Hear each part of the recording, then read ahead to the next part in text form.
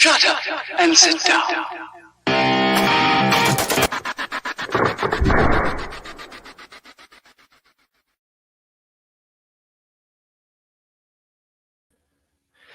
Hello, everybody. Welcome to Fighting Friends. How's it going? Oh, I can't hear you.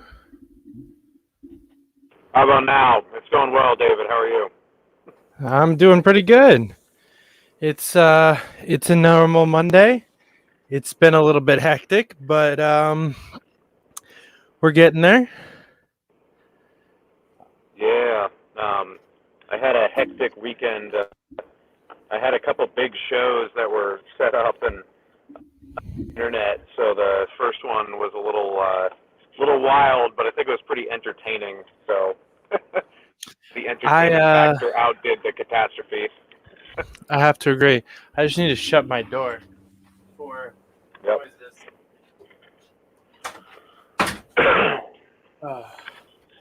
Yeah, it was Mondays are usually like the most hectic day of the week for me. So it's always a fun time kind of finishing it up here on Fighting Friends with my friends. So we've got a fun show tonight. We've got Archaic Skids from Derailed coming on for a second hour, so that's going to be a good time. Got some acquaintances. Not friends. He's just No, an not acquaintance. friends. He's just an acquaintance. Let's see if he's in the comments being obnoxious yet. Nope, not quite. Okay. But so today was an interest, or actually, it's been an interesting week already for politics. We've got vaccine passports. Uh, and then we've got gun control conversations. We've got all sorts of just weird fuckery that wasn't supposed to be a thing that's all of a sudden being a thing. Yeah. How do we feel about that, Reed? Well, I'll be honest. I think that the government is getting lazy. You know, they used to be good at hiding their ulterior motives. It's almost like they're not hiding them anymore.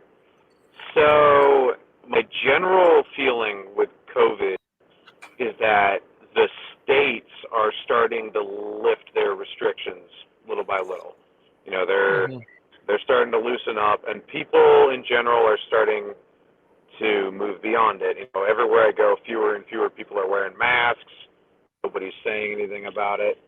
So it's almost like the feds read this and they want one last opportunity to get at a grab bag of powers, you know, because they're realizing time's running out.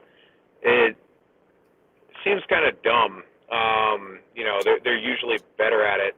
They usually use a crisis when it's in its full heat to remove freedom or grab more power. But it seems like they're doing the opposite right now. It seems like they're like, oh, God, we've only got a limited amount of time left. We better jump on this right now. And kind of the same with guns. I really didn't think Biden was going to go after guns. I really didn't. I mean, I knew he talked about it, but they all talk about it. And he seems like he actually wants to. Like, why? I mean, it's dumb on a few levels. So, you know, I have always been of the persuasion that the federal government does not really fear its citizenry, even though they have like 500 million guns, because we don't use them ever. Like, if they were ever going to use them, the last 365 days would have been it. You know, like even the insurrection at the Capitol building, there were like no guns there. So I don't really know what they're afraid of. And then on top of that, there's no bullets. You can't buy bullets anywhere. They're super hard to get. So I don't really understand why he's going after guns. I wasn't really, and as he said he was going to, but do anything. Where now it seems like they're actually attempting to do something. So I will admit that I was wrong about that, and I'm surprised. Yeah, it's definitely throwing me off a little bit because I'm with you. I wasn't expecting Biden to be quite this stupid, quite this fast. Um, I, I mean, but on the other hand, I'm not all that surprised. The passport thing, that one's really getting me because I've been saying that one for a while. Uh, in fact, I was just having a conversation the other day with a friend. We were talking about traveling, and she asked if I thought they were gonna require the vaccine to travel. I was like, of course they are. Are you kidding? There's no Right. way they're gonna open the borders back up without requiring us to be vaccinated. There's just no way they allow us to have that much freedom when they don't have to, because they don't have to. What are Yeah, we gonna do about it? I think there's a difference between like international travel because that's nothing new. I mean, like I went to the Dominican Republic in 2011. I had 2 vaccinations to go because there's still diseases there that we've eradicated in the United States. So if you're going to go there, you have to get a vaccine, and if you're coming from there, you also had to get a vaccine. So that in itself isn't really anything new. It's with this vaccine passport, it has to do with employment, restaurants, um, going into different buildings and different areas in the country. Like it's just living your regular life. It's not going to China or something. You know. As far as international travel went, I was expecting a vaccine, and I can't really say that I have a huge issue with that because that's just, I mean, it was going to happen and it's been like that forever. It's this extreme crackdown on regular daily life really bugs me. Yeah. Well, it's the most unlibertarian thing a president could do, right? Basically, require papers for free travel, restrict the movement of people amongst private property. Uh, and what I'm loving is that it's creating a unifying message here in the LP. Everybody's basically saying the same thing. Like Yeah. literally, basically everybody from the Amashians to the Smithians. Yeah. No, it is true. It is giving, I mean, it's, tyranny is easy to unite against a real libertarian.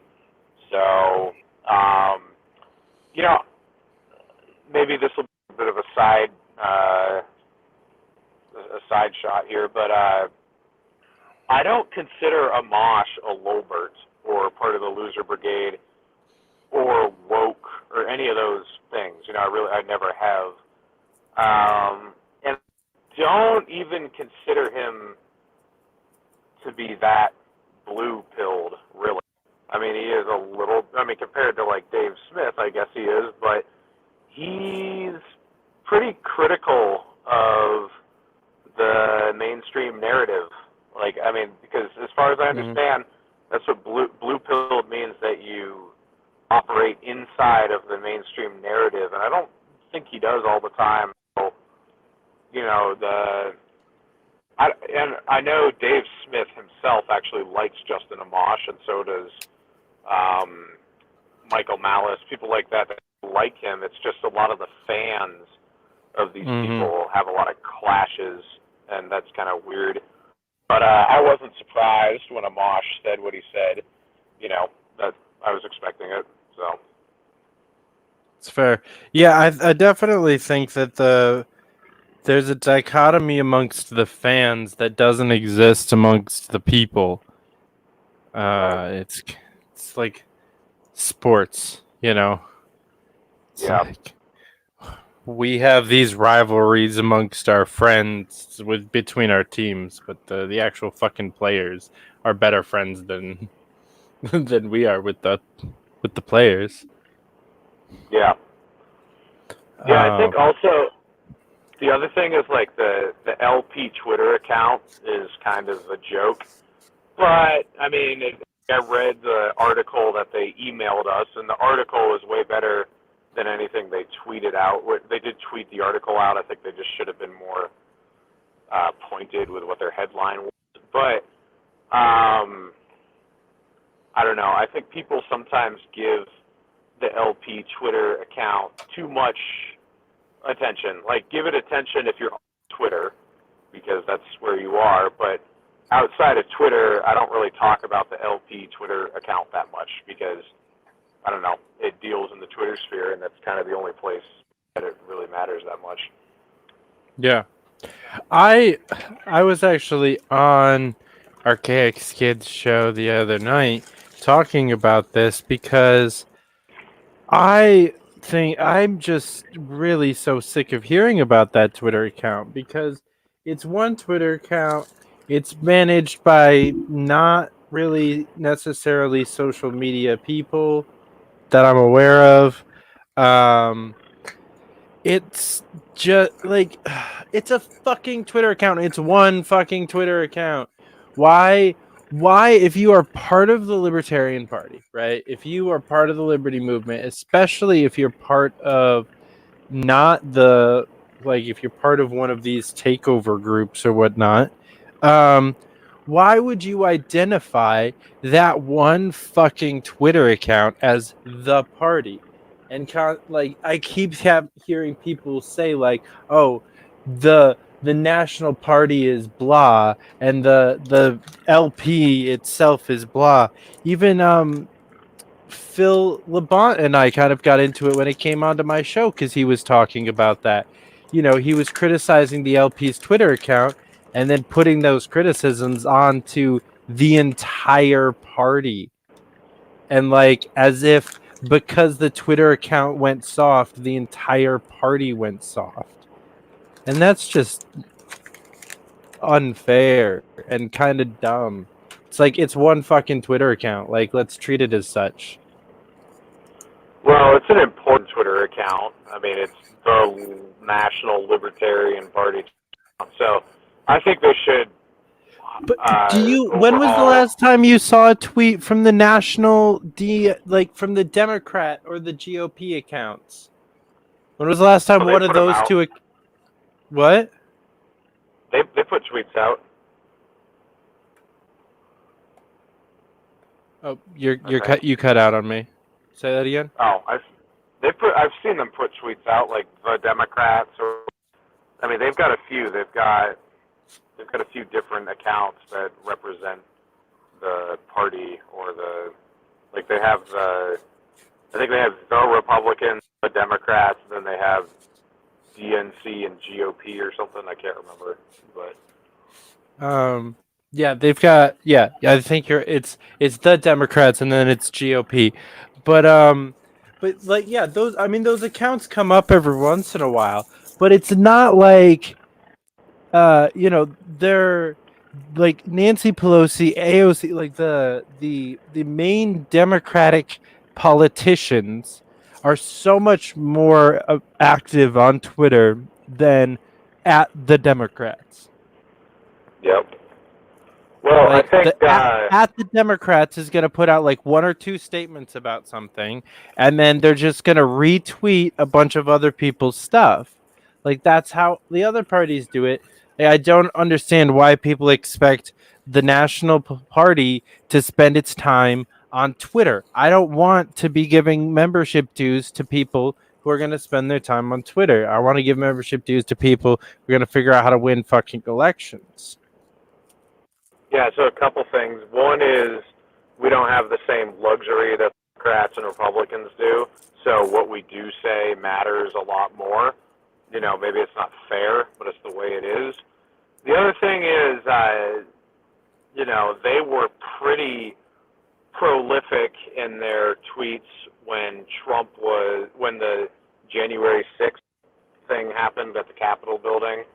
Like, they just wouldn't shut up about it and how terrible it was and how it was the worst thing in American history.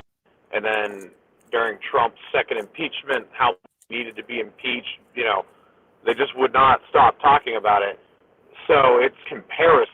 Like, if you're going to be that adamant about something that dumb, then please be adamant about the lockdowns and please be adamant about vaccine passports or bomb or whatever. You know, like, if you're going to be outraged about Trump to the amount you are, then just, you know, apply that outrage equally. That's more what the criticism is. If the LP Twitter account didn't say anything during the Capitol riot, then I don't think there would be as much criticism. It was the fact that they said, like, nothing about the lockdowns except for one tweet, and then they had all these tweets right in a row about the Capitol riot and Trump's second impeachment. It was just like, you know, to me at least, it was weird, if that makes sense. Yeah. I mean, that is definitely fair. It was about. I would have kept my mouth shut if I was them on that one. Yeah, and I think they should have been, you know, they should have just made at least one, like, standalone tweet that was just condemning the lockdowns without a caveat afterward. It's like, okay, yeah, we get it, we're supposed to wear masks, but just give us one tweet that's like, lockdowns are tyrannical, unconstitutional, and the government has no right to do them. Something like that. You know, I think that was a very fair criticism. But I haven't liked that account for a while. I mean, whoever was running it, I think they actually switched who was running it the end of last summer, but they were almost, the account was like trolling people in the comments, and it was just kind of obnoxious, and I don't know. So yeah, I understand why people were upset, I guess. I've just stopped caring about that Twitter account for quite some time. It doesn't really matter. Like, yeah, I think we were talking a couple weeks ago on the show, or actually on your show, about Nick. You know, same thing I feel about the official account too, for the most part. It's just like, fuck it. Like, it doesn't really make a difference to me what these people are out here saying or not saying. Yeah. And, like, again, I'm gonna make the correlation because you made a difference, so I want to kind of go back and discuss that because I don't think that we have some kind of, like, or that account has some kind of, like, a more of a responsibility because it's a third party account. I think that our candidates and our talking heads can operate the same way that our candidates and talking heads do that candidates and talking heads do in the other two parties, and our party should remain a party which does party things. Yeah, no, I agree. All I was saying is when that account is something, it leaves a bigger mark on its own legacy than if a Democrat or Republican one does, because they're that I would by agree different with. rules. Yeah. That I definitely agree with. Okay. I thought you were saying like it like had a responsibility to be more outspoken or something. No, it's just like if it, you know, because people have less of an idea of what the Libertarian Party is, if the Libertarian Party Twitter makes a mistake and says a very, you know, if they say something very outspoken in the wrong way, it's a lot harder to recover from than the Republicans or Democrats do that, because they're just bigger and they can handle it where we can't. So. Gotcha. Yeah, I would 100% agree with that for sure. Honestly, that's kind of why I was okay with them being a little bit quieter this time last year, you know, about the beginning of this stuff, because I was almost in that exact mindset. I was thinking, if they say something stupid, it might and like this ends up being horrible and terrible, and the worst case scenario is true, then we look like complete assholes and we get someone killed or something. Uh, that's gonna tank our possibility for a campaign. And then it got terrible. The tyranny got terrible, and the virus didn't get terrible at all. And then we still weren't saying anything about it. And I was like, well, this is stupid. But what really annoyed me is that no one was saying anything about it. Even a lot of the people that are saying stuff now about how we weren't saying anything about it last year, they weren't saying anything about it last year either.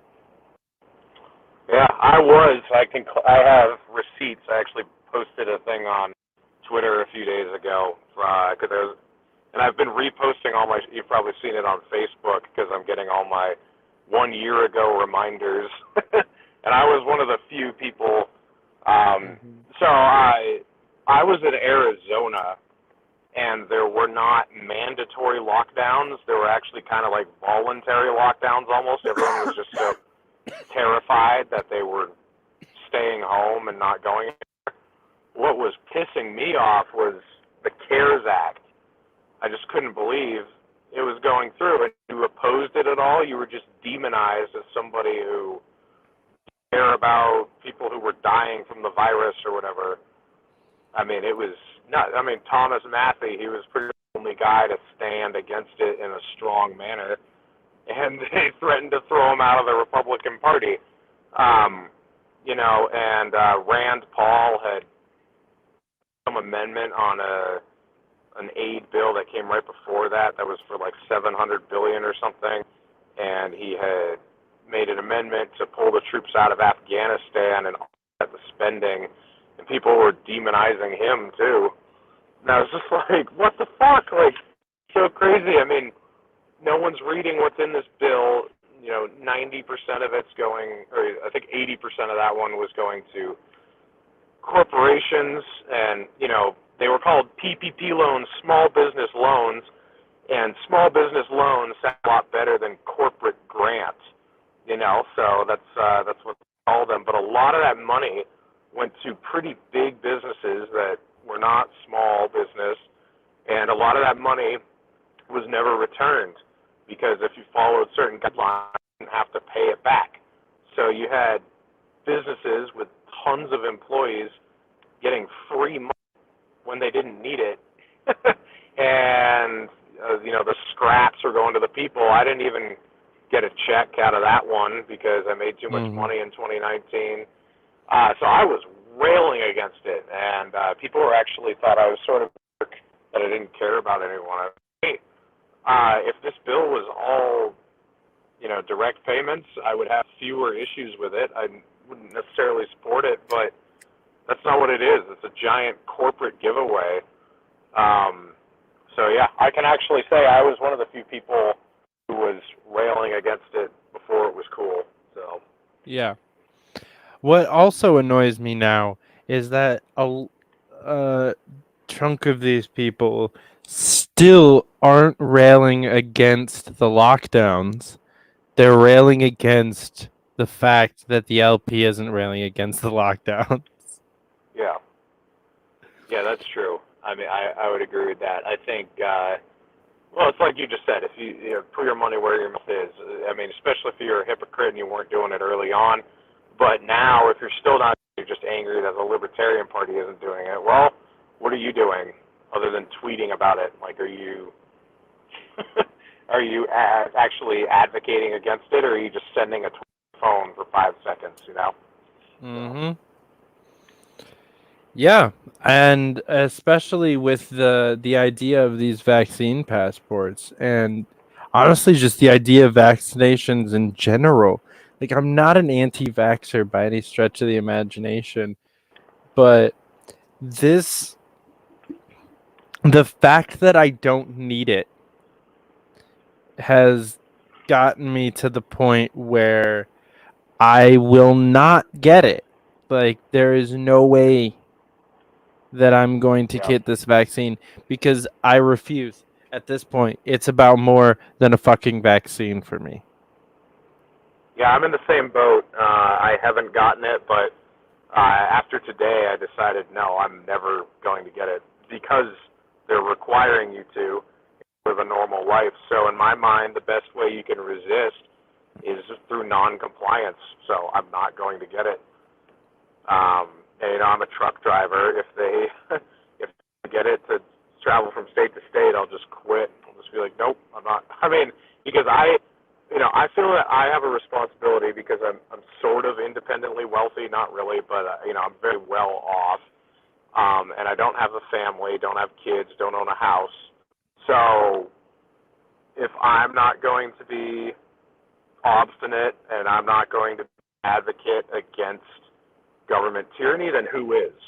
Like I can afford to take the hit. So no, I'm not going to get it either. I feel the same way, and I don't really, the vaccine. There are definitely some issues with it. Like it hasn't even been proven to work really. First of all, at least effectively.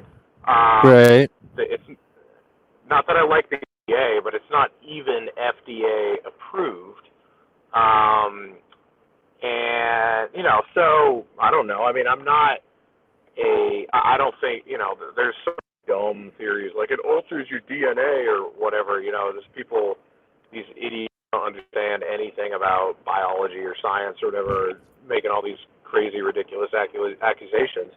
But like you said, for me, it's not even about the vaccine anymore. It's about the government running your life and telling you what you can and can't do based on what you put in your body. And I'm against that, so I'm in the same boat. Yeah. Fuck the government. Like they should know by now that telling us to do something makes us want to not do it, and telling us not to do something makes us want to do it. Right. Like I think that's one of my favorite things about Amsterdam culture that I've heard from my friends. Unfortunately, I've never been there, so this is secondhand knowledge. If somebody wants to tell me that this is bullshit in the comments, go for it. But what I have heard from a couple of my friends who grew up there is that because weed is legal and you can just like smoke it walking down the street, it's not cool. It kind of has like the same connotation that cigarettes do in the US, and it's just kind of like meh. Like you smoke weed, like Yeah. it's not cool. It's cool Yeah. here I because it's mean, illegal. I'll admit I don't wear a mask anymore unless someone in the store asks me to put it on. So I wear a bandana around my neck, and so I'll wear it in everywhere, but just leave it down around my neck. And if someone asks me, hey, put that on, I'll put it on because it's their store. But I'm actually against the group thought of, wear a mask just for the sake of wearing a mask because, I know, it's that authoritative man that I really don't like. I mean, I would have voluntarily worn a mask when they were saying it was a good idea about a year ago. I would have done it because that's, we were worried about the disease. But yeah, it's all these stupid mandates that make you want to rebel and want to go against the flow. So. Yeah, yeah. Suggestions, totally cool. Mandates, go fuck yourself. They should know this by now. They should know how human psychology works by now. Like this is literally psychology 101. Like high school freshmen know this. Or sorry, college Yeah. freshmen, I meant. Yeah. Brad Barron actually, I think, talked about this with me when I had him on the show. That we can get through this if we start thinking in a cooperative manner instead of a date manner. And he was right, but didn't listen to us. So well. Could you imagine how much better the world would be right now if we had already controlled the world? libertarians got to run the U.S. during COVID. It'd be Oh great. man, It'd be great, guys. it would be better. There's no doubt. But no, Yeah. David, we have a libertarian healthcare system right now. Haven't you heard? And a libertarian economic system. I can't tell you how many times I heard that. It was like, this is what happens when Ayn Rand runs your economic system. And it was like, are we witnessing the same corporate bailouts or not? Because I'm not sure this is a libertarian economic system. No, it is not. It is not even a little bit close to a libertarian economic system. And if you think that, you're stupid. Please stop being stupid. Yeah. Fuck. Man, yeah, if only people would stop being stupid. Especially, you know who really needs to stop being stupid? Archaic Skids, who's going to be on for the second hour tonight. Super stoked about that. So y'all... He's a fucking retard. I can't wait to have him on. It will be a good time. I'm really enjoying the second hour and getting to talk to some of these people in this format because this is just some fuck shit that's going on here.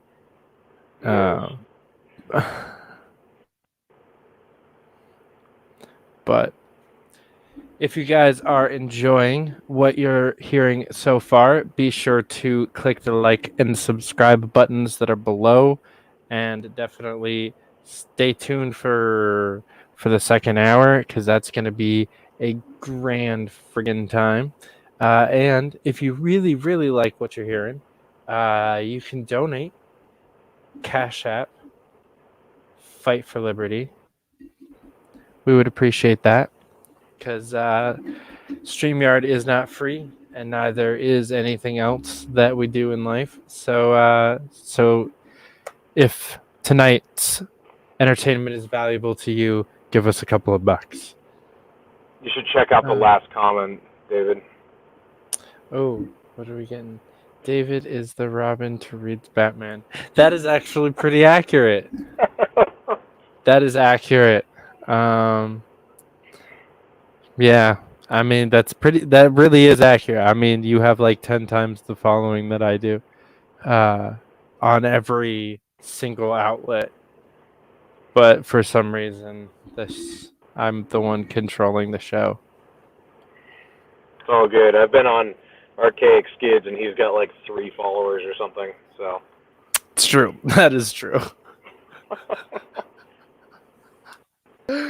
Oh man. Yeah, it's funny. Let's shit on him while he's just watching us before he can defend himself. So pull the shit out of him because he doesn't have anyone else in his live streams watching, so I'll go and troll him. And then I was doing a video yesterday with Phil Labont and John Molnar, and he's the shit out of me. But I'm like, dude, I have like real people on here. I can't answer troll questions. Like I have like, you know, we're having a here, and he's like texting me like, answer your comments, asshole, or something. That's like, can't do it, man. Like I have an actual show going here, so. Oof. I don't know what that's like. Honestly, that's why I pre-record, because people kind of suck, and 2 of those followers are talking shit on this show. That is accurate. That is accurate. Actually, we love you, I am 2 of your followers or your subscribers because I know I follow you from both this and Fight for Liberty. Wow. I'm a real bro.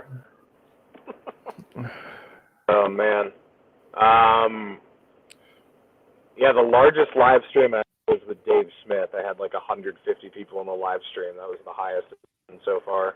But when I first started, I actually had a bunch of viewership on my live stream. I was doing almost entirely on Facebook, and I was getting like a couple hundred views in the like 2 hours. I would finish up with like 600-700 views. Oh wow. Yeah, because my friend would just like share it to every group he's in.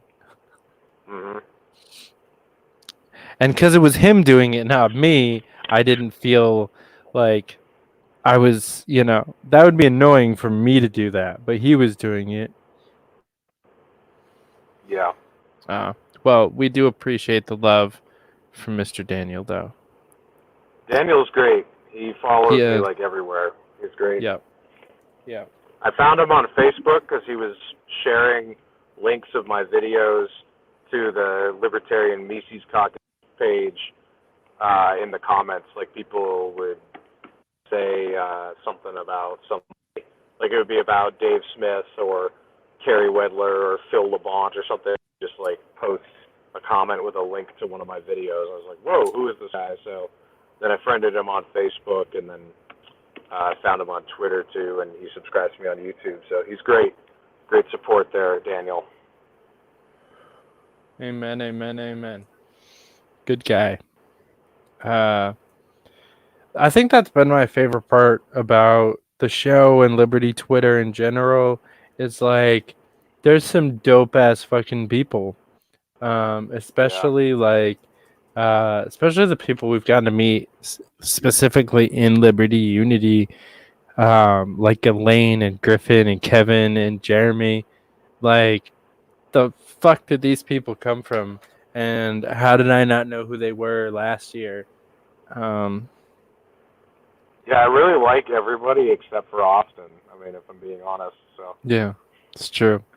Well, yeah. he's casting shade in the chat right now. He's pulling Just a little rank, bit. but... Well, and Cam. Ooh. I don't think he watches the show, so I don't fucking care. Even if he does, I don't care.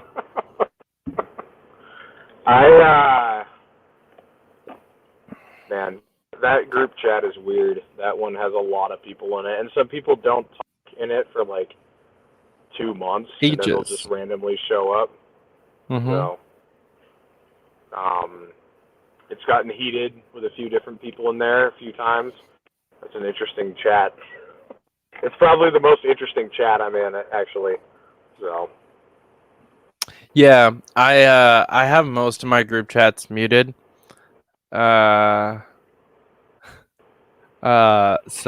I think I have Liberty Unity is unmuted, and that's it. Well, and I've like the one with like any like small ones, like 5 or less people are not muted. Yeah. But the rest of them are muted because Jesus fucking Christ, I don't need my phone to go off every 0.2 seconds for all day. Like, what the fuck? Like, how do you people have time for this? This is what I really want to know. Like, if I were to actually read every message that I received, I would not be able to respond to any of them. Like, I wouldn't have enough time for that. Like, and I know I'm not in a lot of group chats comparatively. Like, I know that most people are in like a lot more than I'm in. So, how do you people survive? This isn't a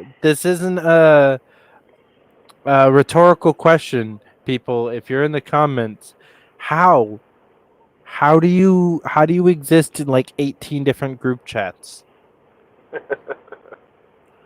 That's a great. I'm in like 5, I think. Maybe not even. That's about right. Something like that. Probably like 5. Yeah. I'm still in a bunch of Tulsi ones that got resurrected today, apparently. They got resurrected today? Yeah. What did Tulsi do? Maybe yesterday. It was about Assange. Oh, okay. Dude, a year ago, I was very mad at Tulsi right now.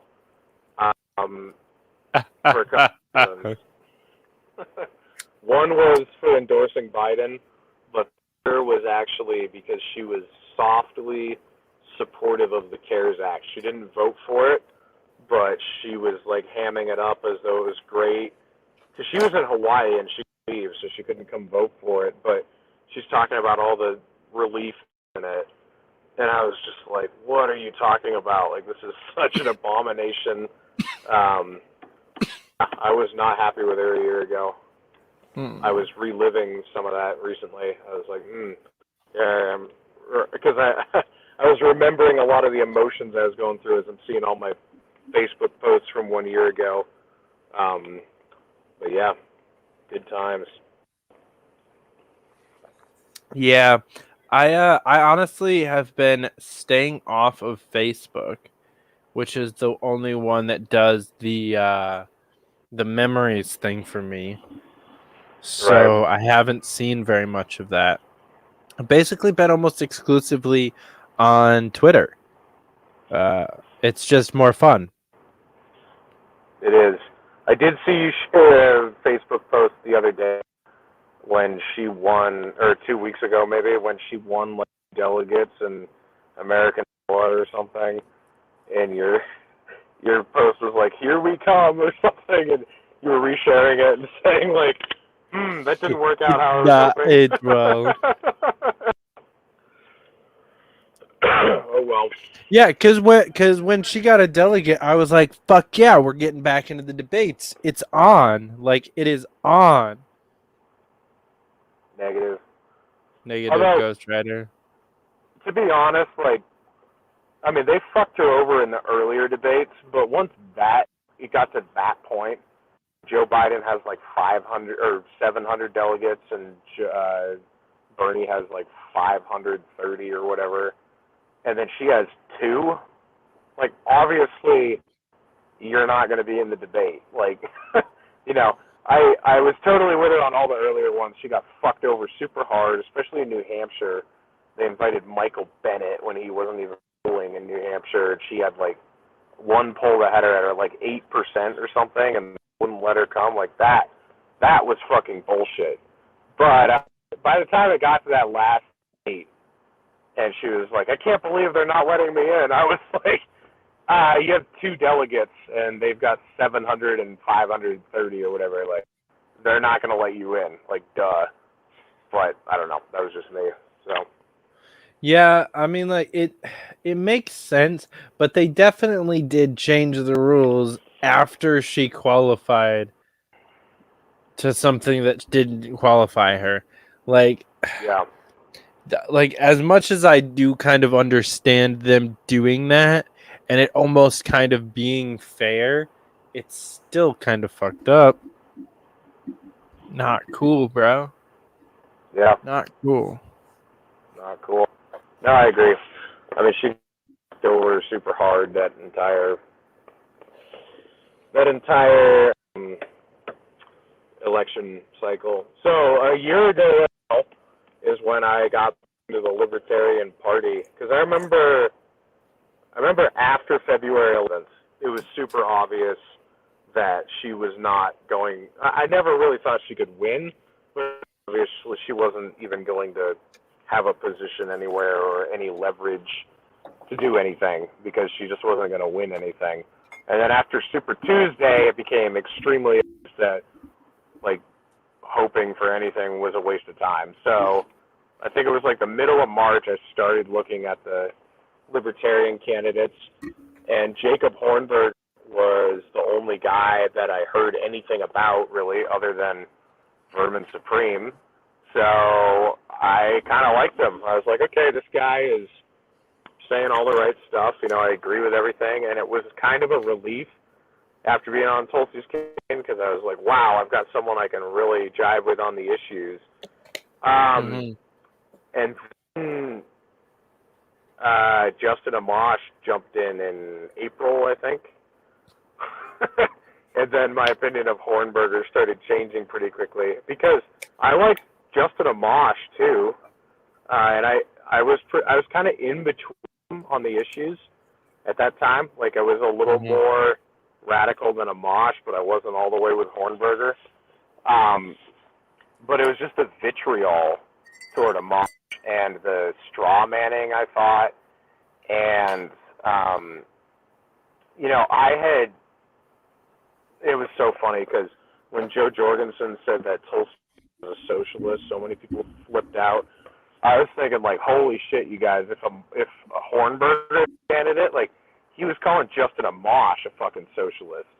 Like, holy crap. And he was doing, like, those libertarian, Justin Amash, libertarian interloper videos and deep diving on what a fraud he was and how he's basically just a Republican. And, Right. no one else was doing that to him. Like, Vermin Supreme made some jokes about open borders and abortion. Amash wasn't fully libertarian on either of those, but no one was coming after him from a position of hatred, and Hornberger was really doing that, and it really pissed me off. And I almost got to the point where I was like, dude, if Tulsi were the Democratic nominee, I would vote for her instead of you, even though I agree with you on, like, everything.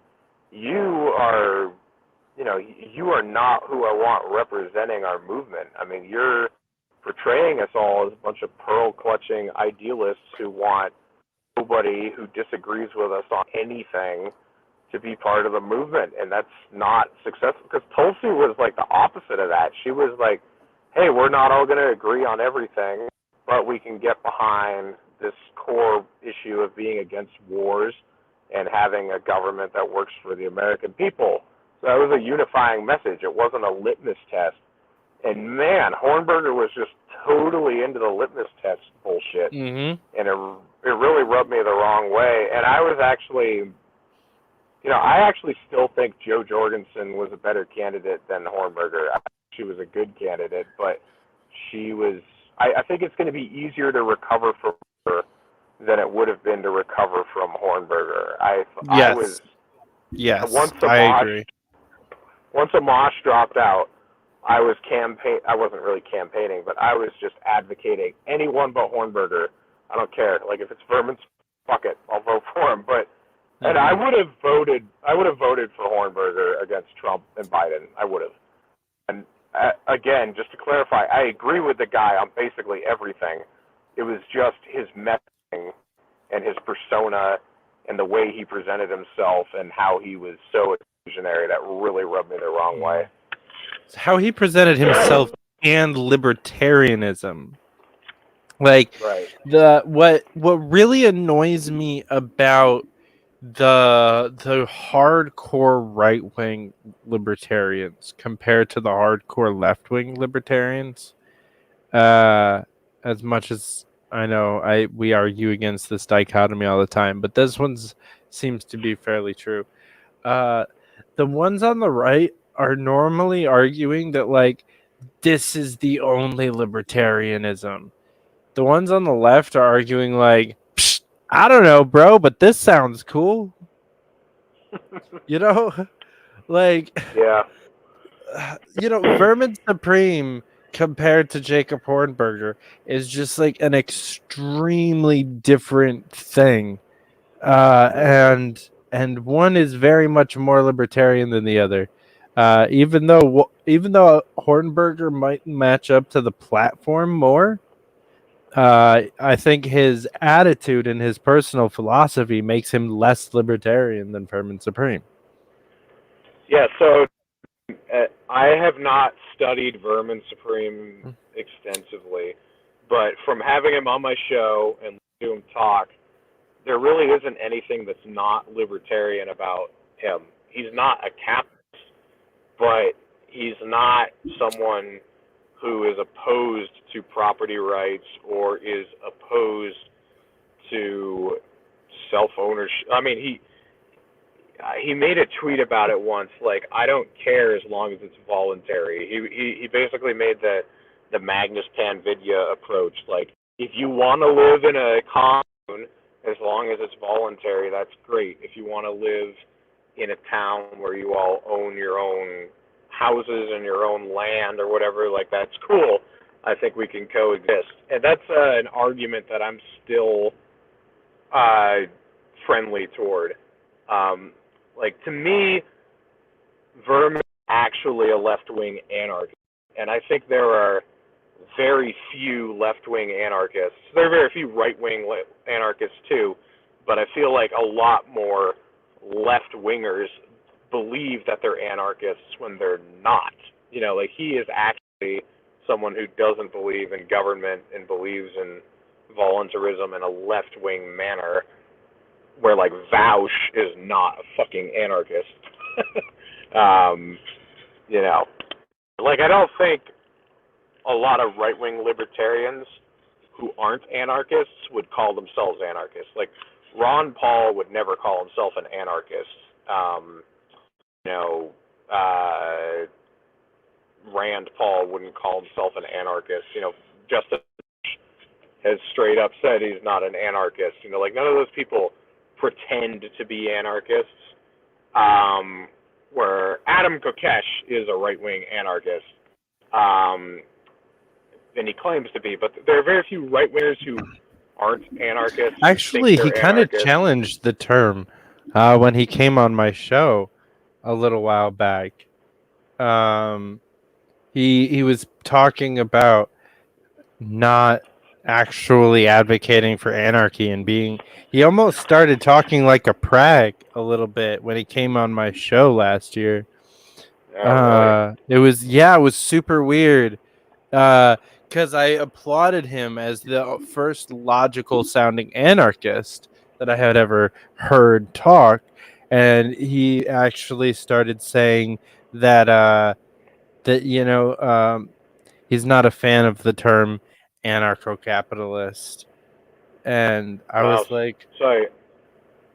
Interesting. I guess That's it's just his weird. ex-girlfriend. His ex-girlfriend is a great example of a right-wing anarchist. So that is true. God bless her. Why?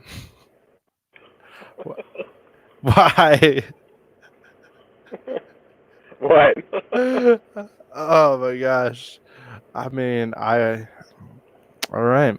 Well, this is fun, guys. I hope you guys are enjoying what you're seeing so far. Again, if you do like it, click the likes over here, the subscribes over there. Follow Reed on Twitter. His thing's scrolling across.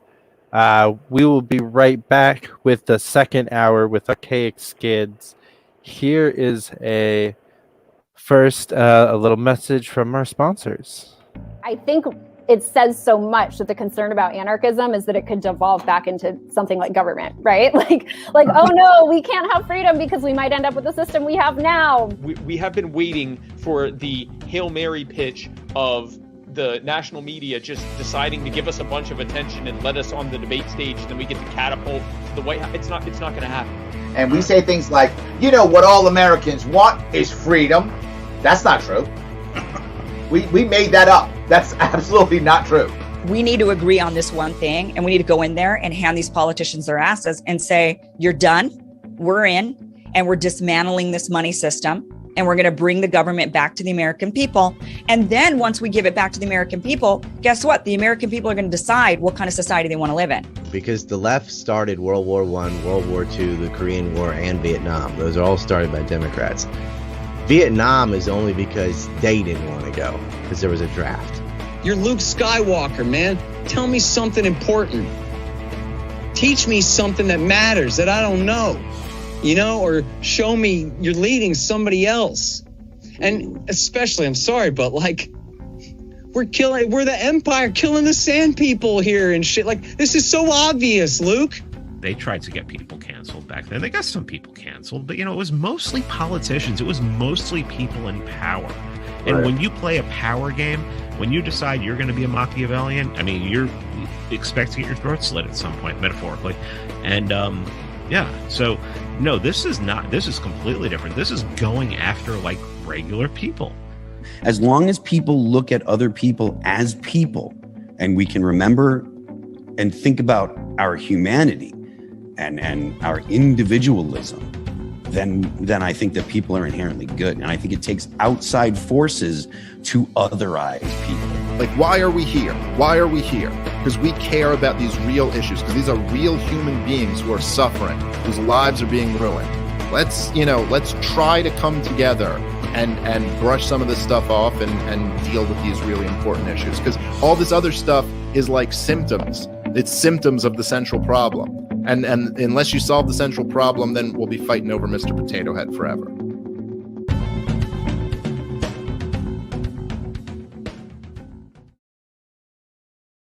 All right, guys, welcome back to Fightin' Friends.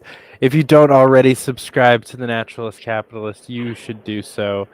But now it is time for the second hour with Archaic Skids. Hello, good sir. How are you doing tonight? Well, I was doing fine, and then I turned on your stream. So I got a question. Go for it. No. I was just going to be a smart ass. Go for it. Well, I'm going to be a smart ass too, but I was just wondering, did you come up with the name for your show when you looked inside your underwear? What was the Yeah, you caught me. Behind that? You caught me. That was it right there. No, it's hard to stay on topic half the time, so it just goes crazy. So I just thought derailed worked. There you go. Especially when you're talking to someone like David, who's always stoned. You never know what's going to happen. That is accurate. He's the most stoned I think I've ever done a stream with him before. Like, I don't think it's ever been to this level. So. Tonight? Oh, well. I think so. I don't think...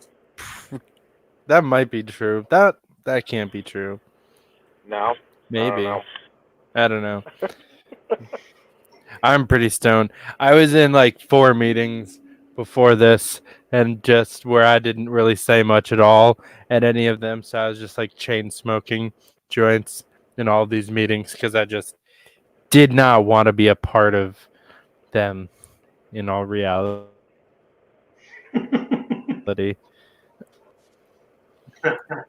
But we're here now, and it's Fightin' Friends.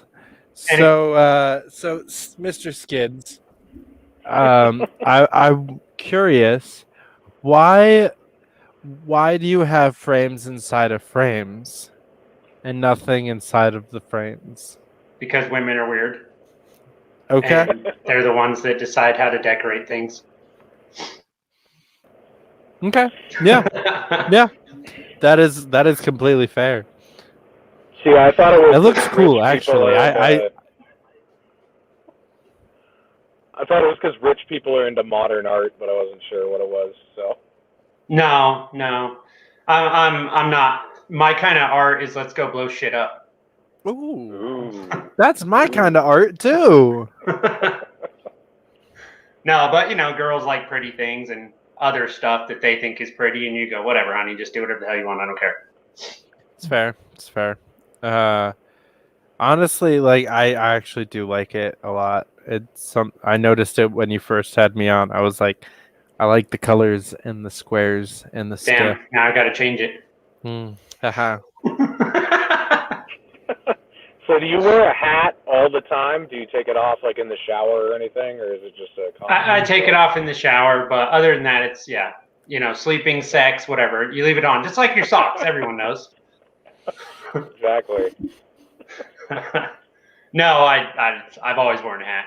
Like, it's just a thing. Probably from growing up on a farm. You don't want to get sunburned all the time, Right. Yeah, so. That is fair. What kind of farm?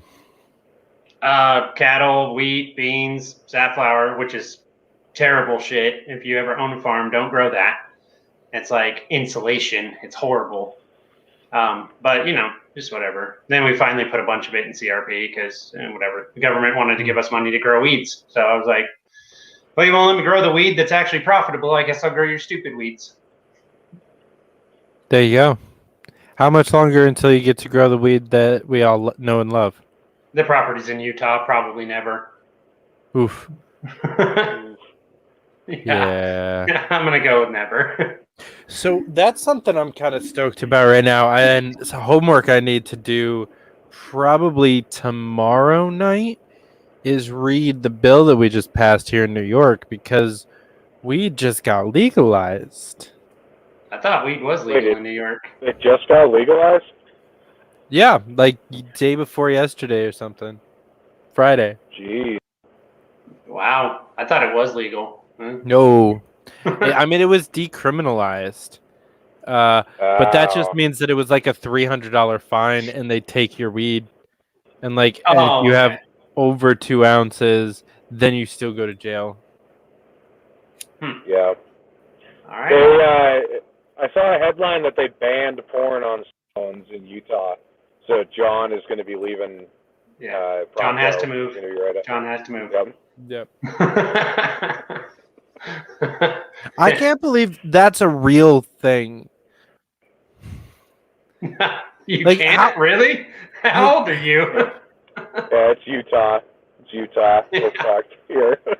You can't watch porn, but you can have 15 wives. It's kind of a funny state. I mean, I guess those two do kind of cancel each other out a little bit in some ways. Wow. Fucking hell. Yeah, it's a weird state, but you know. I mean, it really is actually. There's still blue law in some places, I think, or maybe it's not even a law anymore. It just still bleeds over in culture. But you try to go some places on Sunday, and like literally nothing will be open anywhere. Oh yeah. So. Yeah.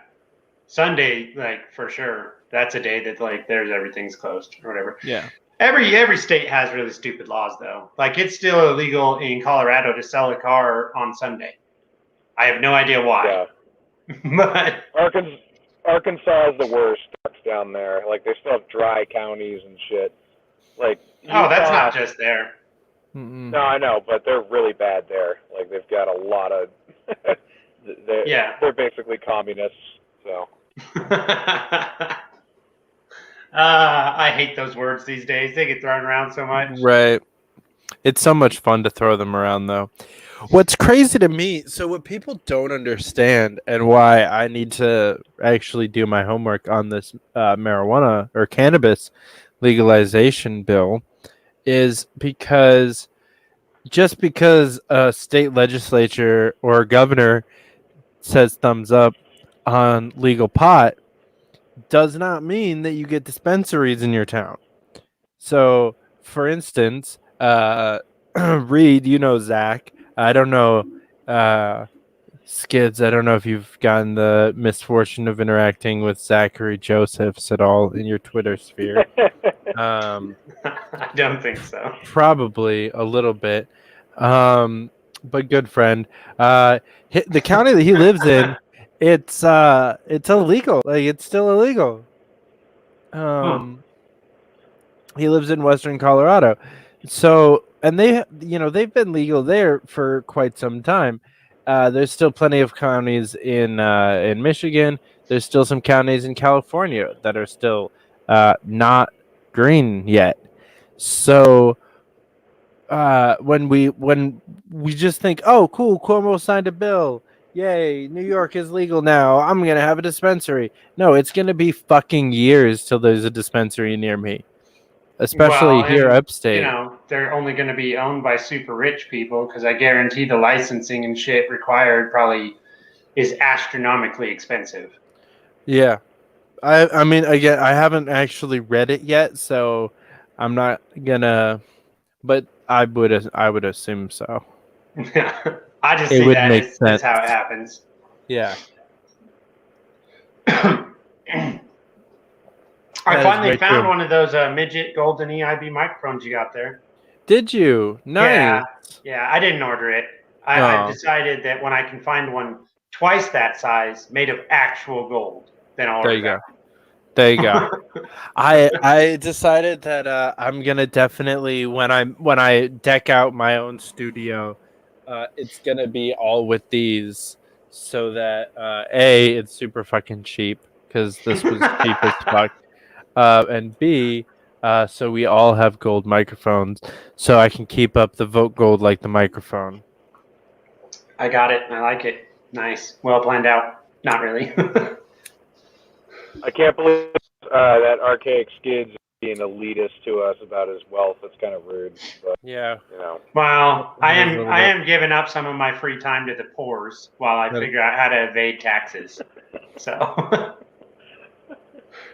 So how does Oh, it man. feel to actually have, or how did it feel to have Gary Johnson as your governor?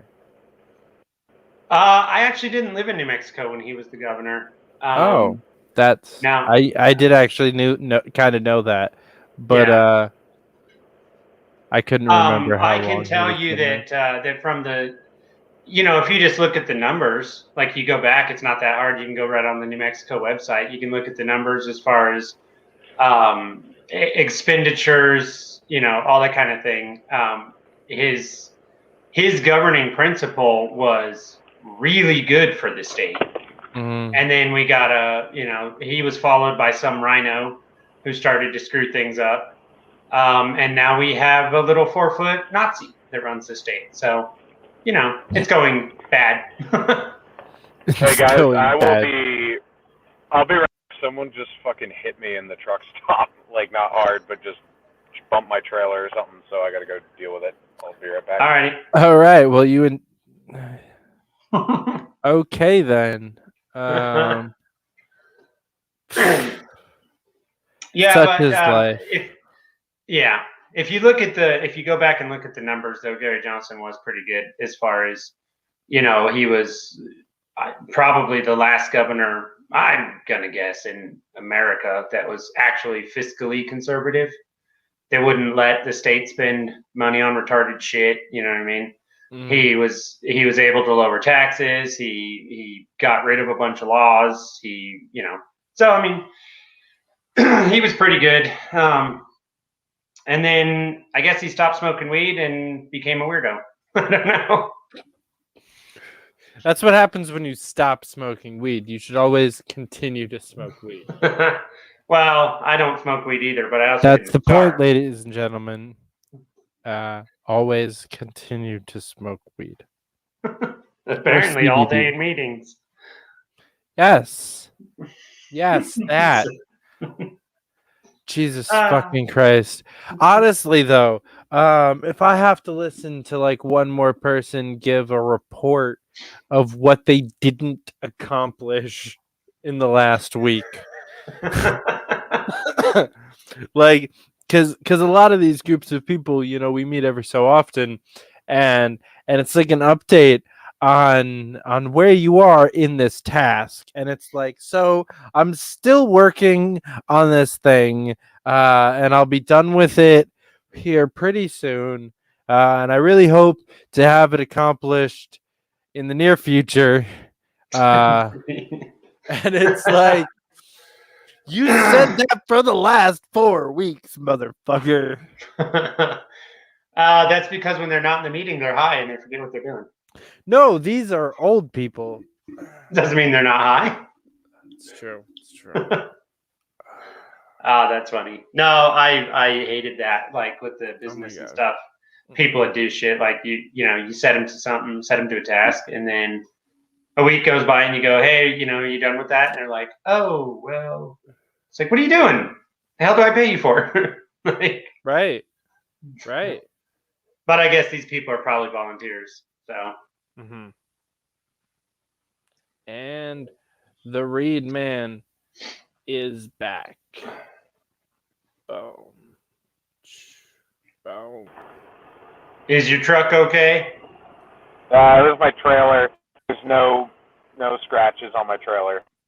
I haul low bed, so it's like solid steel trailer, so I don't have to worry about it.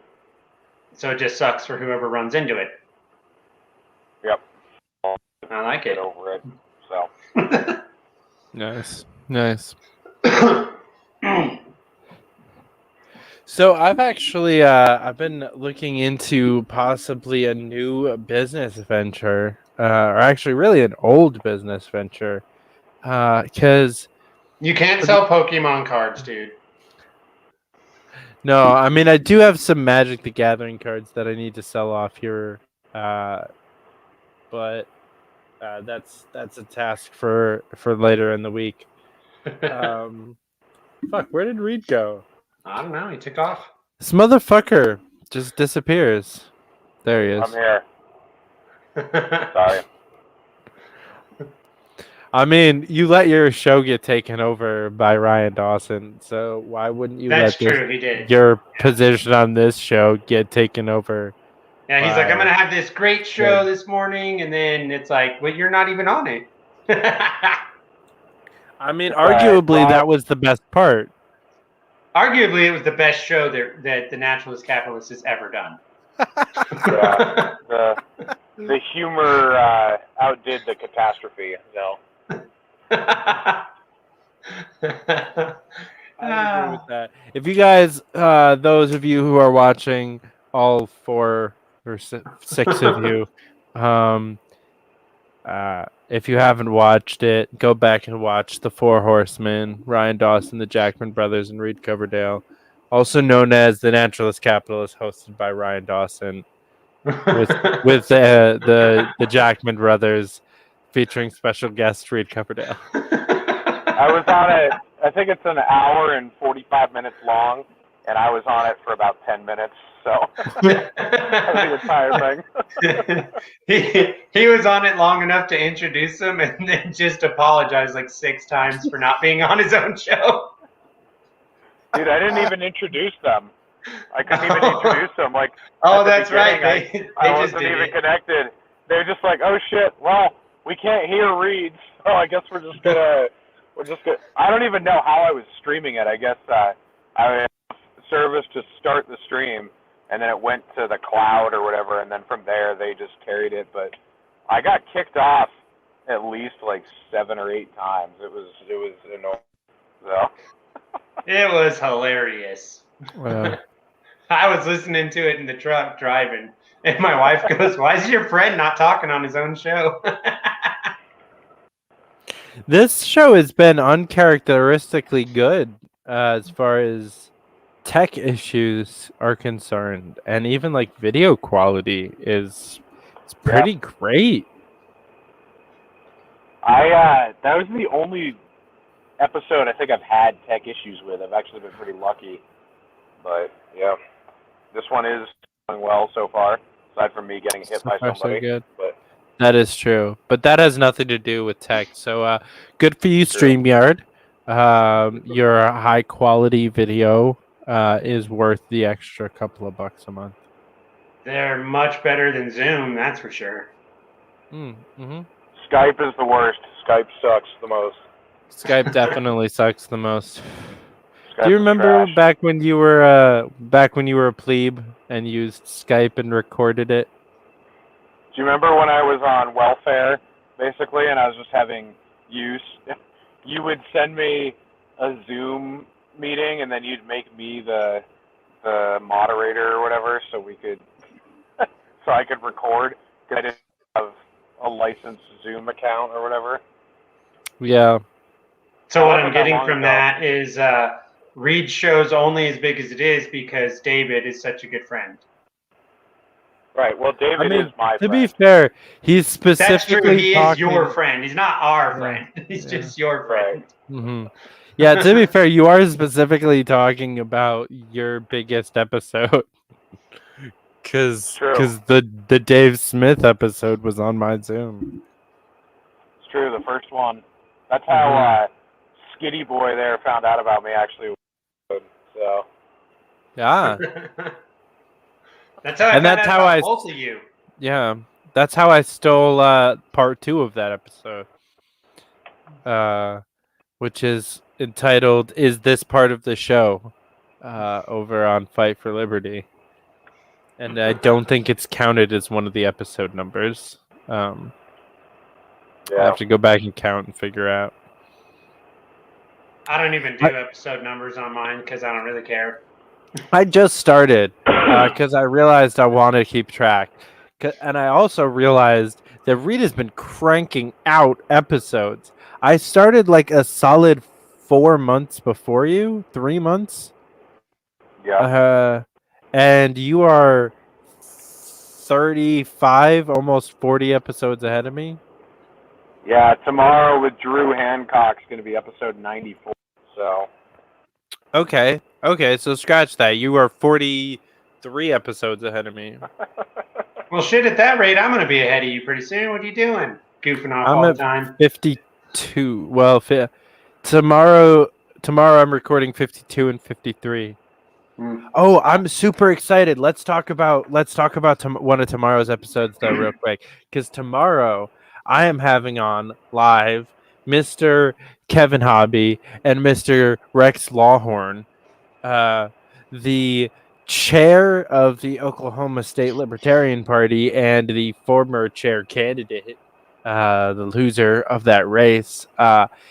Did you guys hear about how that race ended? Yeah, didn't it go to a second vote? They tied in the first vote, and then it went to a second vote? It tied. They tied. And then, so they tied with one abstention. Then they introduced a measure or a motion to amend the bylaws to allow them to be co-chair, and the body voted that down.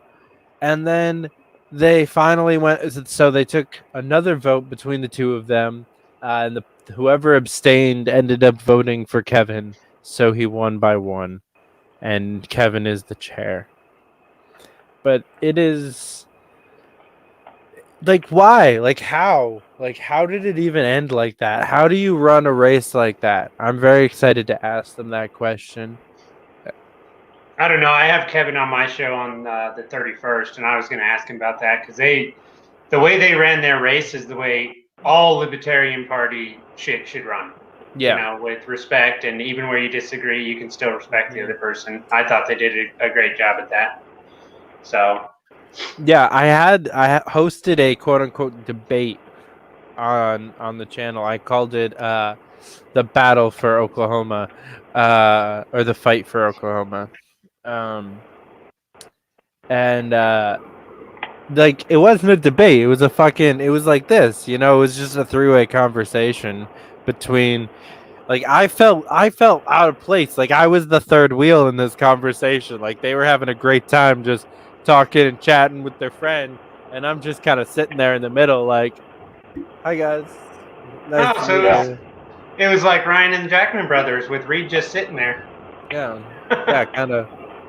Nice. But it would be a good episode. And then they finished it up. So this is what blew me away. They finished up this episode. I asked them for a final statement, debate style. Like, give me actually, like, why should I vote for you, right? And they both gave me some version of, I hope that you'll vote for me, but what I really want is just for you to show up on the 27th and vote for one of us. If you vote for him, like, that's awesome. He deserves your vote as well. He's a great guy. If you vote for me, that's great. All I really can ask of you is to show up and vote. Yeah. Who says that shit in a debate? Who says that? Like, who? Well, back in the day, a lot of people did. No, I'm just kidding. What'd you say, Reed? I said that's kind of how the Trump versus Biden debates went. Wouldn't you say? Yeah, exactly like that. Whoa. Like, doesn't matter who you vote for, just vote. That was the message I got.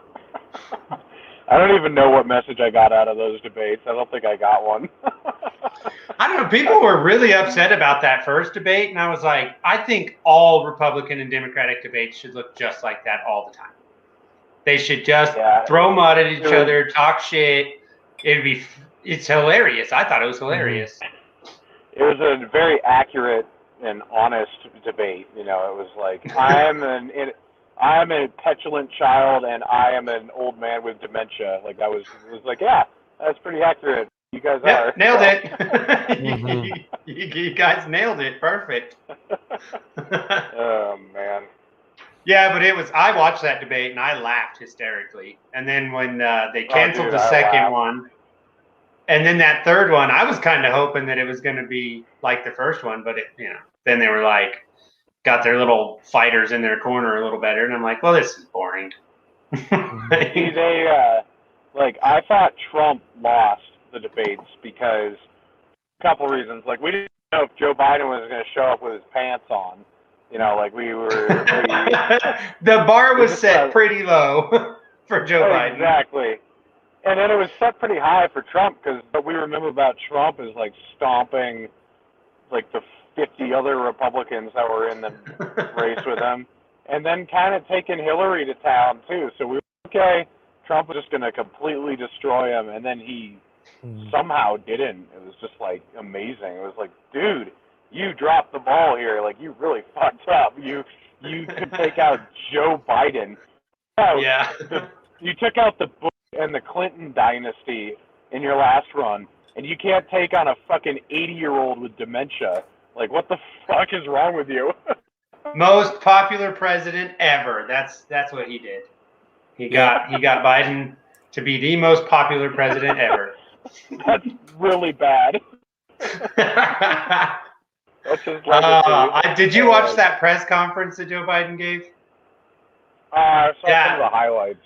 Wow. What a train wreck that thing was. I was like, they're like, well, he finally gave a press conference. I'm like, no, he didn't. What are you talking about? And I'm sitting there watching it going, man, I really miss Trump's press conferences. That was combative and funny. Like, this is just boring. Yeah, David and I were talking about this at the beginning here about I said the government is just becoming lazier. Like, they're not even trying to fight it anymore. Like, we've literally got a puppet as president. Like, he's not even one that can talk. Like, you need strings to move him around, and you need to stick your hand up his ass to move. Like, he's fucking he's inanimate. He's a Muppet, basically. It's just like, Jesus Christ. But he is a Muppet. And they're like, here, sign this. Okay. Whatever you guys say. Like, doesn't matter. I saw someone on Twitter go, you guys need to calm down. You're not going to need COVID passports. And I'm like, have you not been paying attention? Like, they don't care anymore. They're just going to tell us to do whatever the hell they want. And people over the last year proved it, that they'll do it. You know what I mean? Yep. They don't care. We've got Ryan Dawson style streaming going on here. David. Yeah, we lost the host. I think that was intentional. He's just trying to make me feel good, probably. But yeah, except he actually intentionally said that he'd be right back, and you didn't have that choice. Oh, yeah, be right back. Oh well. Yeah, that COVID passport thing, though, man. I'm like, did you see what Liberty National tweeted about that or whatever? LP National. Yeah, LP National, what they tweeted about it or whatever. I mean, technically, the article actually is a little better than the actual just tweet, but. Yeah, we were talking about that. I mean, if on Twitter, I wouldn't really, because the article that they sent out was pretty good, because I read the article. But yeah, the tweet was pretty dumb. It was just like, whatever. And I was telling David, like, I don't care about what they tweet. It's just that they were so fucking horny about January 6th, and they were so fucking horny about Trump getting impeached a second time. Like, if you're gonna talk that much about that shit, like, please address, the other stuff that's going on. So please address the "you're gonna need your papers" thing. Would be, it's like almost feels like you're missing a messaging thing again. Justin Amash had a great tweet. Did you see that one? Yeah, I did. Yeah. Yeah. He came out like swinging. Yeah, that was one of the best tweets. Smith had some good ones. Yeah. Like, the libertarian movement in general was pretty staunchly against it. So, as long as everyone in the party is against it, fuck the party's Twitter account. Who cares what they say? So. That's a good point, yeah.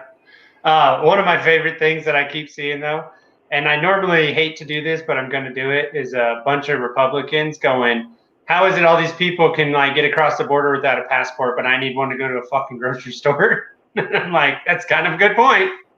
Yeah, I said, can you support open borders if you're for a vaccine passport? Makes no fucking sense at all. Yeah, it doesn't. I don't understand it, but yeah, that's what they're gonna do. I think it's, I don't know if either of you ever, if you follow Michael Malice at all. Yeah, a little bit. Yeah, one of the first things that he started saying about this is that when they started the lockdown shit, because he was adamantly against lockdowns within like a couple weeks. He was like, okay, this is bullshit. You know what I mean?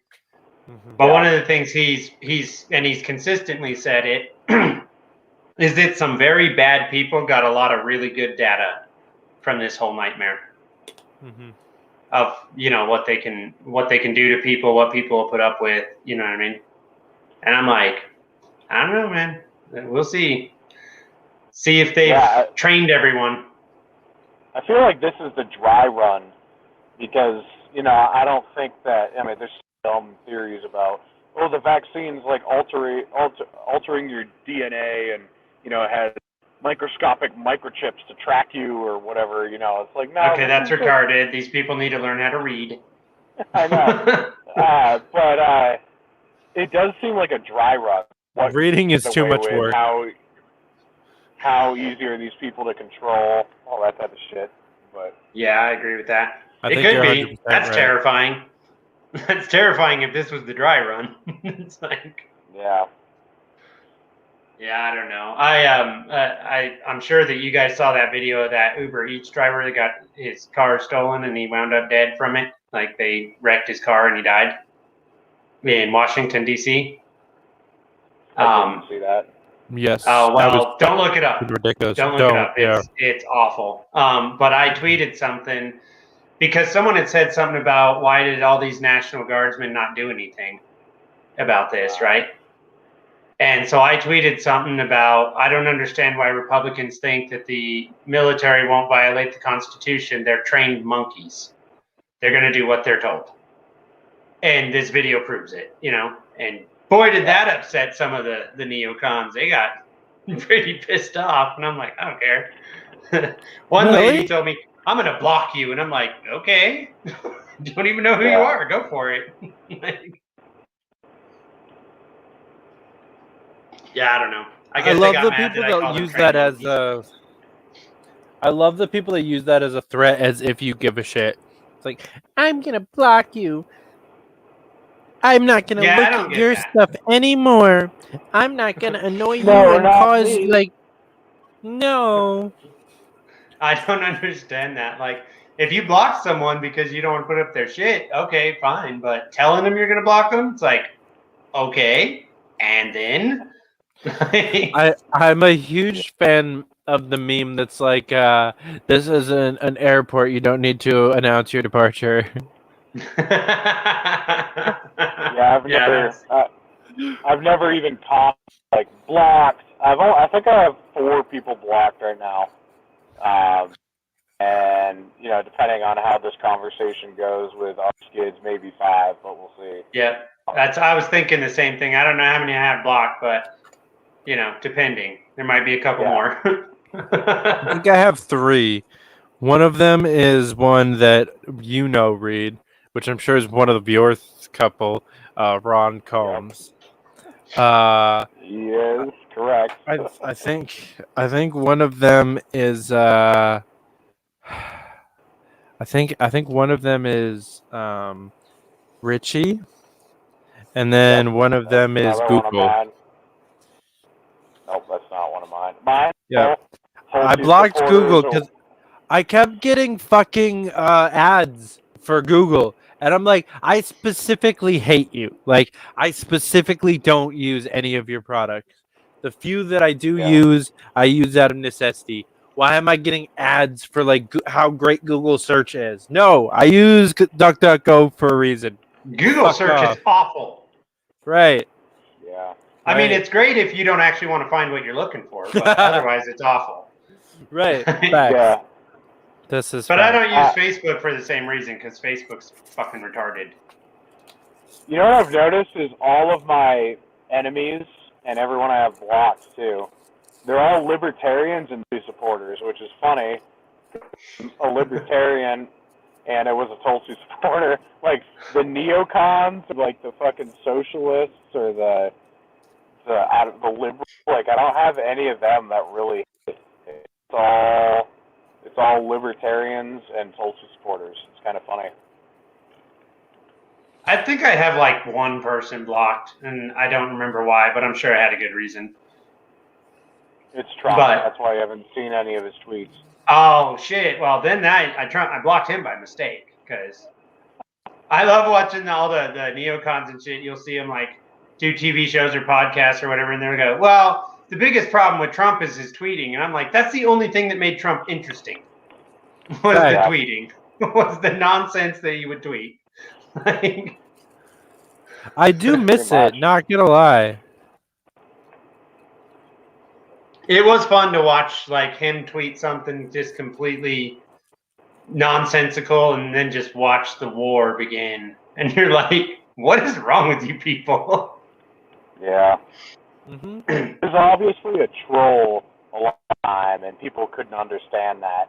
It's just like, guys, come on, he's not serious. Like, even he doesn't think this about himself. Like, come on.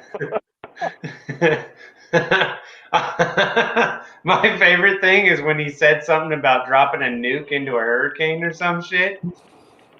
And they're like, "Oh, he's just the dumbest person ever." And I'm like, does he literally have to put the laughing emoji for you morons to understand he's screwing with you?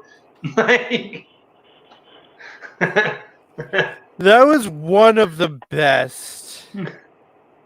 No. The absolute best one ever was when Elizabeth Warren did that stupid live stream where she's like going to drink a beer because she's just a normal person, you know? Oh, and she thanked her husband for being there. Yeah, and then Trump goes, "What do you mean, thank you for being here? He lives there. Where's he supposed to be?" That was the best one. Out fucking other women because he's married to a terrible, like, shrew. That's no way to talk about Pocahontas. Dude, she can't even pretend to be normal. She's such a fucking witch. Oh my god, she's so bad. She's worse than Pete Buttigieg. Yeah. Like, she's worse at faking being a normal person than Pete Buttigieg is at faking being gay. I saw a video from Pete Buttigieg where he was talking about taxing people per each mile that they drive.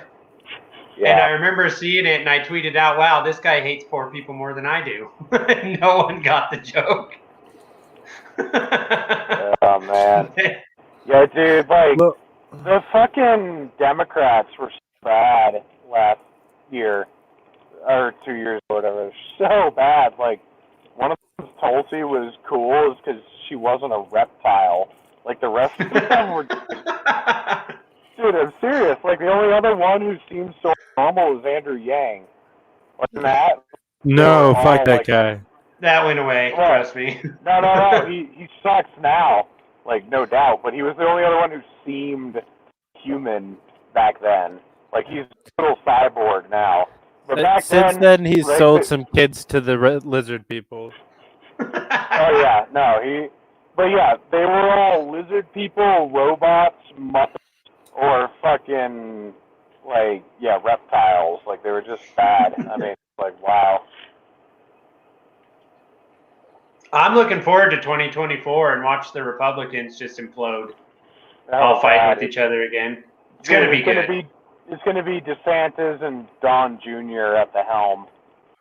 It's going to be a good time. And you know what's going to be great is while that's happening, every Monday night, we're going to be here talking about Justin Amash versus Dave Smith and how great of a fucking primary they're running.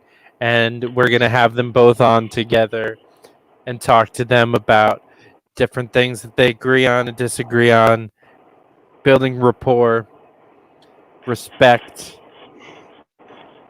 It's going to be a great time. I like it. That's a nice plan you got there. It's going to be like Rex Moore, Kevin Hobby. It's going to be the same deal. So. So I Red's think like, tomorrow. Reed's over here passing out, man. Right. Yeah, dude. Well, work thing, so. Oh, that's terrible. Poor you.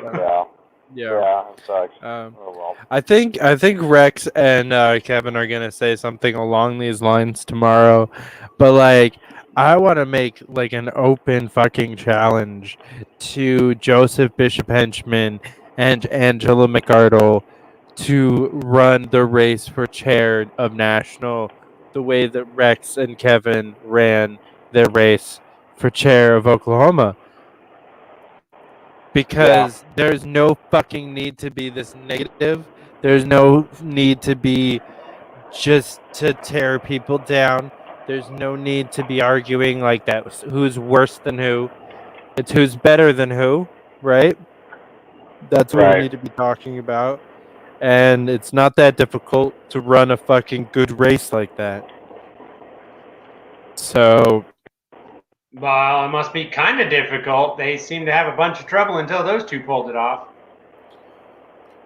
Because people are trying. They don't want to. Yeah, no, that's I mean, I ran a primary against Devin Balkine for New York City Public Advocate in 2019. Similar thing. He won. I bought him he bought me a beer afterwards, and it was a great time. There was a great deal of respect there. He actually voted for me, if I'm not mistaken. So he if I ever ran deserved for the win. president, I would definitely vote for the other guy, just to screw with people. Oh yeah. It's one of my favorite scenes from Parks and Recreation when Leslie's running against Paul Rudd's character. He's like, well, that's why I'm voting for you. And she's like, what? You're voting for me? He's like, well, yeah. Well, Leslie, you can't vote for yourself. That's illegal. But I love that fucking storyline because Paul Rudd is the best politician you could ever imagine in that show. And he's a fucking moron. He's so stupid. But They were reaching for the stars with that one. No, but he's so stupid. But I watched that storyline, that story arc as a campaign worker. Just like, oh my God, I wish I worked for him. Like, I would love to work for him. He's the best. He's the best candidate you could possibly ask for as a campaign worker. That's funny. Because I don't think I'd ever work on a campaign. That sounds like an awful, awful thing to do. No, I'm more it's just actually give kind of people fun. money kind of guy and be like, yeah, I helped. Leave me alone. Dude, being on Tulsi's campaign was electric. It was weird. Like, I think that's a normal campaign. Like, it was different. I really enjoyed it. It was, I mean, part of it was so small. Like, there were, 6 of us who were at, like, almost every event. Other than that, it was pretty interchangeable.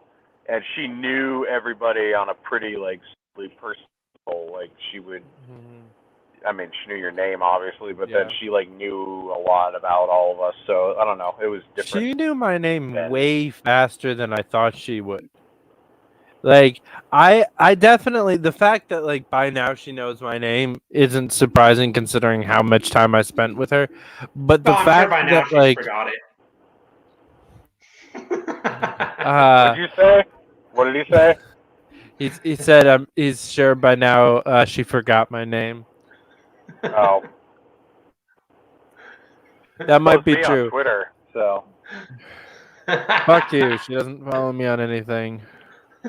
Wow. But Kennedy follows me on Twitter, so suck a dick. Oh, maybe you should get an OnlyFans. Maybe they'll follow you there.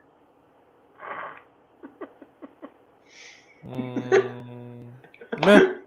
I've been considering it. You don't have to put sexual content on OnlyFans. You know that, right?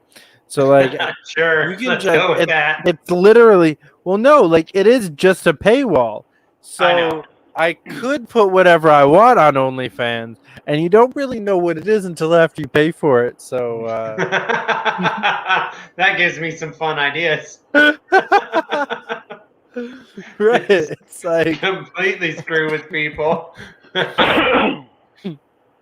Eric Breaky did a video with me, but he doesn't follow me on Twitter. I think he just doesn't realize that he doesn't follow me. But I don't really want to ask him. It's kind of weird. But I should add him and ask him for I'll you. ask him for you. Don't worry about it. There you go. I'm like, why don't you follow Reed? What's wrong with you? I saw you trying to get Phil Labonte on your show there the other day. Was that successful or? No, but you never know until you ask. You got to try. You know what I mean? Yeah, well, you might not know. I got to build some more clout. Yeah. You just tell him, like, I'll give you. I'm not paying him. I'll give you 10 grand to come on my show, Phil. That would be ridiculous. I'm not doing that. If I'm spending 10 grand, I'm getting someone bigger than that. Someone that I can get like a whole bunch of people upset about. Yeah, you, like have me on or something. So. I've already had you on for free. Yeah, I know. That was my mistake. One who broke it. Aren't I like one of the first people you had on?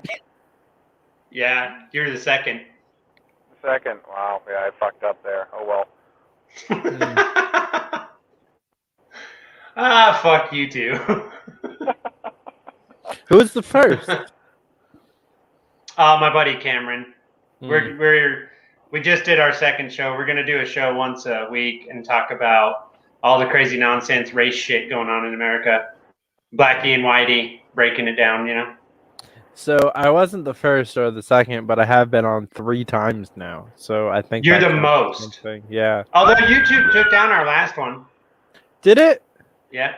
They were like, they sent me a little email and shit. Said it violated their stuff, but I wasn't gonna get a strike or whatever. And I'm like, fuck? How? Have you not looked at the other shit on my channel? Like this one was kind of mild. I didn't tell him that because I don't want him to go looking, but yeah, dude, I applied for monetization like 2 months ago, and I still haven't been approved yet. But I kind of wish I hadn't. Like, I don't know if they, like, I don't know if someone has to watch your videos first or how that works. But I have no idea. I would never apply for that. Yeah, like 98% of my videos probably don't qualify. So yeah, they'd be like, nope, no. That's part of the reason that I wanted to put Fightin' Friends on its own channel, because I want to have a place for us to actually talk real shit, but I don't want to lose my channel. So this channel goes down. There's currently, I think, like 11 subscribers. Ha! I have more subscribers than you. That's even though technically you count as 2 on my channel. So yeah. I was actually kind of nervous when Ryan Dawson was on, because he has been banned for like 2 months from YouTube. So he hasn't been on YouTube, so he hasn't had to be careful at all, because he can just go full throttle. And then I got a few times. I was like, God, please don't say anything too bad. And he actually, you guys probably heard, he like straddled the fence a few times. He's like, I can talk about this, but I don't want to get Reed's channel taken away. I don't want to get Reed's channel removed. And he's like, well, I can't even say that I can't even say what I can't even say, because if I say that, then you'll still get removed. Okay, thank you. Thank you for not saying it. Well, he was respectful and he didn't just do it. Like, yeah, thank God. But even you still have to get him back on, though. Maybe be part of the conversation this time. Yeah, that would be nice. Oh, so we should get him on to Fightin' Friends. Oh God, that would be based. Get him on. Yes. And like Peter Quinones at the same time on Fightin' Friends. That would be fucking rad. That would be a pretty funny show. All right, so we've got Magnus next week. we'll try to do that the week after that. We'll let you know, guys. There we go. I like it. It's gonna be lit. Yeah, so I'm Fighting trying to Friends get- is gonna be better than either of our shows individually. Eventually, that's the goal for me. Because this is so much more fun for me. It's already better than my show, but my show is just a shit show, so it doesn't really matter. Yeah. I mean, just like looking at a black screen is better than your show. That's fair. That's a fair Yeah. point. Yeah. But Well, I do get to talk to Stacy Pressman tomorrow, so there's that. There you go. there is that. Stepping up in the world because I happen to know our deputy campaign manager a little bit. Yeah. That is a thing. And then I have Carrie Ann Harlos on the 1st, on April Karen. 1st. And so, got a few people on there. Oh yeah. Yeah, dude. You're Karen right. Ann Harlos is Right one of my up the right absolute stuff. favorite people in the entire party. Let me just say that. She's fucking great. The pink flame of liberty. Yeah. Flame on. Yeah. It's been weird, that's for sure. Like, didn't take very long to get some people to. I think it's just because you just have to ask, I don't know. Yeah. Well, guys, I gotta run. But thanks for having me on. So. He's falling Yeah. asleep. He's passing out. All right, my man. All right. Well, This is fun.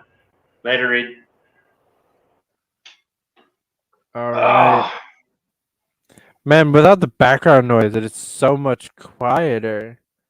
Yeah, he's got that truck running and a truck stop. You're like, "Woo!" Like he's in a tunnel. Seriously. But before we go, good sir, give us a little story about why you started your YouTube channel and why someone should follow it. No, they shouldn't. It's a shit show. I already said that. I started it to piss people off. I wanted to have fun talks with people and talk about things from just a libertarian standpoint. I kind of despise most YouTube creator stuff. Not the creators, I don't know them, but just the way they do it, So I just want to be able to talk to people and not have them have to walk on eggshells around any particular topic or whatever. You know what I mean? You talk about what's important to you. That's how I saw it. And then, try to add a little humor and entertainment to it as well, which tends to piss people off. So, two Only a birds, little one bit. stone. There you go. So that was it, basically. I mean, if they want to check it out, go ahead. If not, okay. Yeah. Doesn't matter. If you guys do want to check it out, it is in the description below. There is a link to his YouTube channel, so you can go there, subscribe. It is called Derailed. It's a great time. I am on there, I guess now twice, which is kind of obnoxious, but maybe that's a good thing. That was a great episode, I thought. I thought it was great. I don't know Yeah. why. I appealed it, so I Is might it be able to gone? get it back up. Is it gone forever? Can we? They didn't clip delete it. They privated it. There we go. So we can at least clip it up. Yeah, we can clip Find it up some good and use videos. it. But I appealed their thing or whatever, so they might let it back on. Yeah, that is a little bit weird. I'm a little bit concerned by that. I'm guessing it's because it's such a small channel. Probably one person made a complaint, and that's all they needed. They were like, "Oh, well, we'll just private it." You know what I mean? Yeah, I bet it was some Andrew Yang fan that didn't like that I was talking about Stacey Pressman. It could have been. You never know. Fuck you, Andrew Yang. You should be nice. He's going to be your mayor one day. Oof. No, he's not. No, I will actually put money on this. To not gonna lie, I will put money on the fact that Andrew Yang will not be the mayor. I don't think they'll let him be the mayor. Nope. At all. Nope. There's no chance. There's no way. So honestly, I don't even think that the people want him to be mayor. Really? The polls are full of shit? the polls are targeted. That's true. If you even look at the last two polls that came out, they were both polls by SMS through mobile numbers, right? Okay. These were text polls. That's like a Twitter poll. Well, the Twitter poll is probably more accurate. Well, so the accuracy of these text polls are somewhat fair when it comes to like they are being sent to registered voters and whatnot, and they're being confirmed as registered vote. Like they're accurate, but they're still skewed to an extremely younger group of people. This group Right. of people doesn't fucking vote, right? Yeah.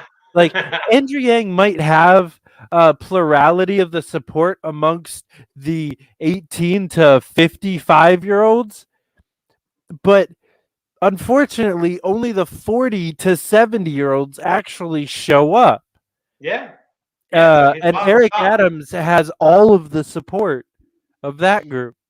And earned that support, honestly. And Andrew Yang scaled back his campaign, scaled back UBI, scaled back criminal justice reform, turned into a fear-mongering bullshit motherfucker who sold out to the establishment and CNN and the mainstream media narrative on literally every topic, completely sidelined every issue that he claimed to hold dear, and is like, at least Eric Adams never pretended to not be establishment. Like he is a bought and paid for establishment, like union, like belongs in every fucking elitist club there is in Brooklyn. But everybody knows that, and that's why they love him. Like you respect him because everyone knows him and loves him. Like that's Eric's he's thing. gonna win. Like I don't even think this is an argument. Like, well, it's not an argument with me and you. I think he's going to win. I see a bunch of people on Twitter like, yeah, Yang's going to be mayor. And I'm like, not of New York City. He's not. Like, he's going to have to move again and try to be the mayor somewhere else. I hear Yang's Pete never been Buttigieg to New York left a City. job. What? Yang's never been to New York City. I Dude, love swear to God. there was this thing that came out where I guess he like owns or rents, I'm not entirely sure, like a 2-bedroom apartment in Manhattan somewhere. But he doesn't live there. And like he got caught and he was like, well, yeah, because when you have 2 adults working from home and 2 kids doing homeschool, how are you supposed to do that in a 2-bedroom apartment? And I'm like, where do you think you are? Everyone else in New York City, you piece of shit. You realize like you just told 4 million people that you're way richer than them. They don't have 2 bedrooms. Like 8 million people he told that to. Yeah. Like, I couldn't believe he said that. I was like, wow. My favorite tweet personally was when he said that we need to make sure when basketball started back up and there was a Knicks and a Nets game on the same night, he tweeted out that we need to make sure that we have a way for people to safely get from subway stations to these stadiums. What? Mm-hmm. Because there was like some subway crime, right? But the thing is, like, have you been to New York City? Once when I was a lot younger. Okay, but if you know the layout, you know that there's 2 kind of main subway stations, one in Manhattan, one in Brooklyn. One's called Penn Station. The other one's called Atlantic Avenue Barclays Center. Right. That's where the 2 fucking stadiums are. Like they're right underneath the shit. It's literally like you go up an escalator and it's like, oh, I'm in the stadium. Hello. Like, are you fucking stupid? Have you ever been to the Barclays Center? Like, come on. I know you're a corporatist sellout that's never really been to the city, but you've really never even been to a Nets game. I've at least been to an Islanders game. Even that, I can't believe. Like, I couldn't imagine. I could have billions of dollars, literally. I could have just ridiculous amounts of money. I would still take the subway, like probably 7 times out of 10. Well, yeah. Swear to New York God. City traffic is just garbage. You're never going to get anywhere if you take a car. Yeah. Like, Also, no. it's more fun. Like I enjoy the subway. Like I actually don't hate it. It's not No, terrible. I've never been on the subway, so I mean, I take your word for it. I That's mean, Well, but the thing is, in a world where I have that much money, it's not like I'm rushing to work, right? I'm not rushing anywhere. I'm just oh, that's probably why they take town cars, because they're not in a hurry. yeah. But like if I'm not in a hurry, that means I don't have to worry about like, oh, I missed the subway by like 30 seconds and I have to wait 5 minutes for the next one or 10 minutes. It's like, oh well. Yep. Let me just sit down here. People Scroll through my watch. Twitter. Yeah, people watch. Yeah. Fuck it. Why not? God, I can't wait to be rich. One day you'll get there. Someday very You'll soon. have to sell your magic cards first. Yes. That's the start of funds. Actually, I'm literally about to sell my magic cards for LLC funds.